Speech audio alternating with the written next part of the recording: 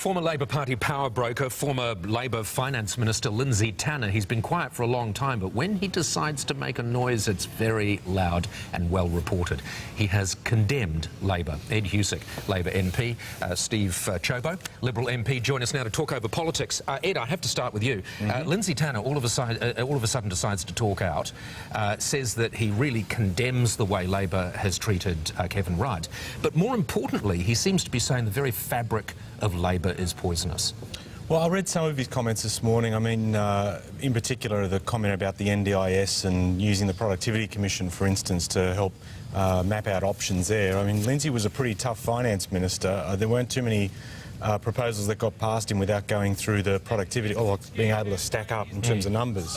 Where I do agree with him is I think politics is always at risk of becoming soulless, insofar as I actually think we have lost the sense within politics to persuade. Rather, we're just, you know, sticky tape the one-liners of the day on a battering ram and just keep pushing and pushing and pushing a one-liner. It's partly that, but he's focusing on Labor, and he's saying essentially you've lost the idealism, you've lost the passion. All you're left with now is politics. Yeah, and I think that's a danger across the political spectrum. I think I don't disagree within our, and certainly within our party, and one of the reasons why I joined is because, particularly in terms of Labor, is the ability to change society for the better. And I haven't lost that sensation. But do you look around your colleagues and do you think maybe these people have lost it, maybe the passion isn't there, the idealism isn't there, all you've got is pragmatism? Because I think, you know, when you look at it in the context of politics right now, as I said, we've lost the art of persuading. If you come up, like Steve will say something that our side of politics will ship him on if he has an independent thought. If I have an independent thought, it gets raised in Parliament. We have the media on the sideline sticking sticks in a cage, you know, going fight, fight, because you just love the deviation. And as a result, we get this sort of homogenous, you know, politician that, you know, represents something that's come off a production line rather than people willing to stand up and push ideas. Steve, are these comments from Lindsay, are they golden for you? Are they golden for the coalition?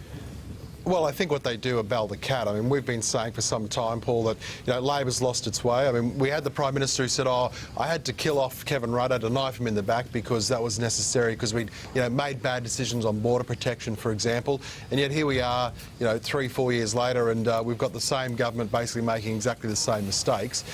So, you know, I disagree with something that Ed said, though, about it being too homogenous. I mean, the reality is as well, Paul, that there's a difference between the two sides of politics. I mean, no wonder Ed feels like that, because on Labor's side, basically it's a cookie cutter where they're all ex-union officials. At least on our side, we've got former coppers, you know, we've got small business people, we've got lawyers, we've got doctors. I mean, it's a real mix of people, and I think that makes a big difference. It seems to me, though, Stephen, that what Lindsay Tanner is saying is not so much Labor's lost its way, but actually Labor's lost Labor. That there isn't that heartland support is gone, maybe because Labor or the coalition or someone's done such a good job that those traditional Labor supporters have been elevated in their lifestyles and they're no longer there for Labor. There's no need for Labor anymore. No, I disagree. Well, I think it's part of a bigger story. I mean, but I think it's part of a bigger story, though, too, Paul. I mean, if you look at what's happened in politics over the last 100 years, I mean, don't forget the Labor Party was rooted in socialism.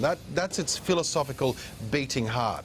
And what we've seen is the collapse of socialism around the world. I mean, with the exception of effectively China, all through those Eastern European blocs, the Soviet Union, socialism collapsed because it's a failed system.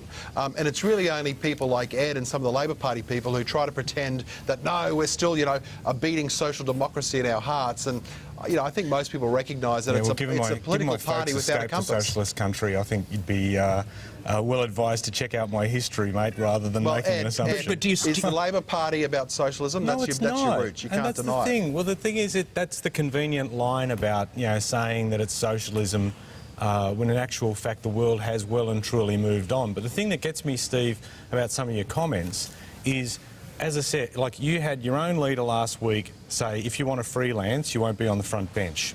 And I'm coming back to the point I made, Paul, about the fact that if we want politics to be able to advance ideas, you're going to have to break out from the mould from time to time. And Steve, you do it on your side, and we and there are people on our side that attack you for it because it's great to point out the division.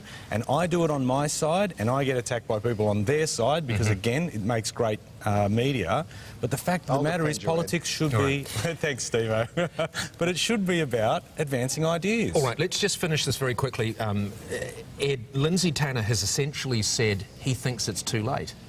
he's essentially said you actually can't save Labor. You would disagree with that? Well, he's a chirpy chap, isn't he? I mean, I don't think... look, I agree with Lindsay on a lot of things, but I just simply don't agree with that assessment whatsoever. And I think that, as I said before, we need to have, particularly within both political parties, people that are interested in being able to cop a bit of heat along the way, but do something which they believe is right in terms of the political sphere. All right, Ed Husick and Steve Ciobo, thank you both very much for joining us this morning. We'll catch you back next week. Thanks, mate. All the best. Thank you. See you, Steve.